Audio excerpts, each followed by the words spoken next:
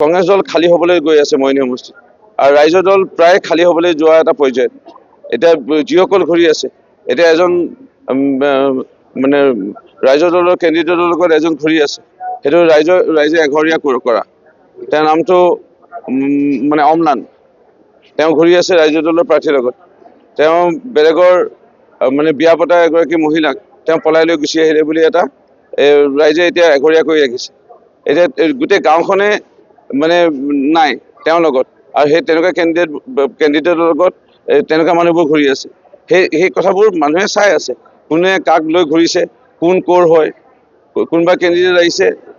নিজকে কৈছে বোলে মোৰ নামটো আমুক কিন্তু আমি যেতিয়া তেওঁৰ প্ৰকৃত জন্মস্থানৰ খবৰ ল'লোঁ তেওঁৰ নামটো আকৌ বেলেগ চুমি তেওঁৰ নামটো চুমি তেওঁ কি ইয়াত আকৌ বেলেগ এটা নাম দি পেলাই আকৌ মোৰ নিচিনা মোৰ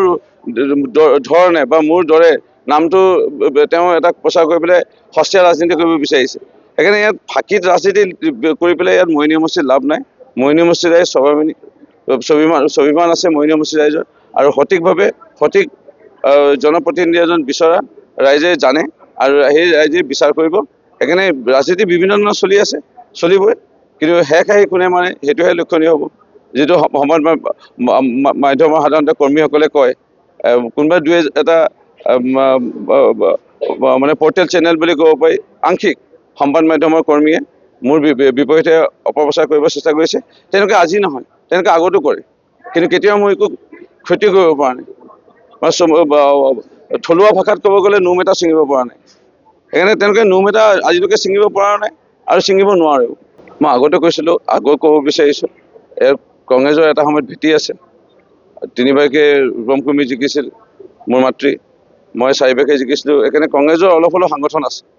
অন্য ৰাজনীতি দলৰ মই নামেই শুনা নাই এতিয়ালৈকে আৰু নাম চাগে কেতিয়াও শুনিব নাপাওঁ বা নোৱাৰোঁ বা নাপাম চাগে ইয়াত মূল যুঁজটো হ'ব কংগ্ৰেছৰ লগত আৰু বেলেগ দলৰ ইয়াত কোনো স্থানে নাই কংগ্ৰেছ দল খালী হ'বলৈ গৈ আছে মইনী সমষ্টিত আৰু ৰাইজৰ দল প্ৰায় খালী হ'বলৈ যোৱা এটা পৰ্যায়ত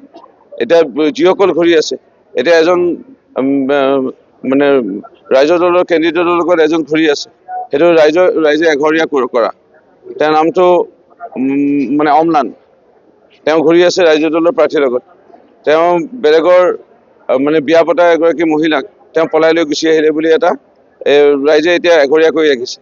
এতিয়া গোটেই গাঁওখনে মানে নাই তেওঁৰ লগত আৰু সেই তেনেকুৱা কেণ্ডিডেটৰ লগত তেনেকুৱা মানুহবোৰ ঘূৰি আছে সেই কথাবোৰ মানুহে চাই আছে কোনে কাক লৈ ঘূৰিছে কোন ক'ৰ হয় কোনোবা কেণ্ডিডেট আহিছে নিজকে কৈছে বোলে মোৰ নামটো আমুক কিন্তু আমি যেতিয়া তেওঁৰ প্ৰকৃত জন্মস্থানৰ খবৰ ল'লোঁ তেওঁৰ নামটো আকৌ বেলেগ চুমি তেওঁৰ নামটো চুমি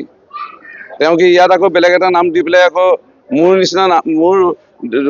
ধৰণে বা মোৰ দৰে নামটো তেওঁ এটা প্ৰচাৰ কৰি পেলাই সস্তীয়া ৰাজনীতি কৰিব বিচাৰিছে সেইকাৰণে ইয়াত ফাঁকিত ৰাজনীতি কৰি পেলাই ইয়াত মইনী সমষ্টিত লাভ নাই মইনী সমষ্টিৰ ৰাইজ স্বাভিমান আছে মইনী সমষ্টিৰ ৰাইজৰ আৰু সঠিকভাৱে সঠিক জনপ্ৰতিনিধি এজন বিচৰা ৰাইজে জানে আৰু সেই ৰাইজে বিচাৰ কৰিব সেইকাৰণে ৰাজনীতি বিভিন্ন ধৰণৰ চলি আছে চলিবই কিন্তু শেষ আহি কোনে মানে সেইটোহে লক্ষণীয় হ'ব যিটো সমাজ মাধ্যমৰ সাধাৰণতে কৰ্মীসকলে কয় কোনোবা দুই এটা মানে পৰ্টেল চেনেল বুলি ক'ব পাৰি আংশিক সংবাদ মাধ্যমৰ কৰ্মীয়ে মোৰ বিপৰীতে অপপ্ৰচাৰ কৰিব চেষ্টা কৰিছে তেনেকৈ আজি নহয় তেনেকৈ আগতো কৰে কিন্তু কেতিয়াও মই একো ক্ষতি কৰিব পৰা নাই থলুৱা ভাষাত ক'ব গ'লে নোম এটা ছিঙিব পৰা নাই সেইকাৰণে তেনেকৈ নোম এটা আজিলৈকে ছিঙিব পৰা নাই আৰু ছিঙিব নোৱাৰেও মই আগতে কৈছিলোঁ আগত ক'ব বিচাৰিছোঁ কংগ্ৰেছৰ এটা সময়ত ভেটি আছে তিনিবাৰকৈ ৰূপমকুৰ্মী জিকিছিল মোৰ মাতৃ মই চাৰিবাৰকৈ জিকিছিলোঁ সেইকাৰণে কংগ্ৰেছৰ অলপ হ'লেও সংগঠন আছে অন্য ৰাজনীতি দলৰ মই নামেই শুনা নাই এতিয়ালৈকে আৰু নাম চাগে কেতিয়াও শুনিব নাপাওঁ বা নোৱাৰোঁ বা নাপাম চাগে ইয়াত মূল যুঁজটো হ'ব কংগ্ৰেছৰ লগত আৰু বেলেগ দলৰ ইয়াত কোনো স্থানে নাই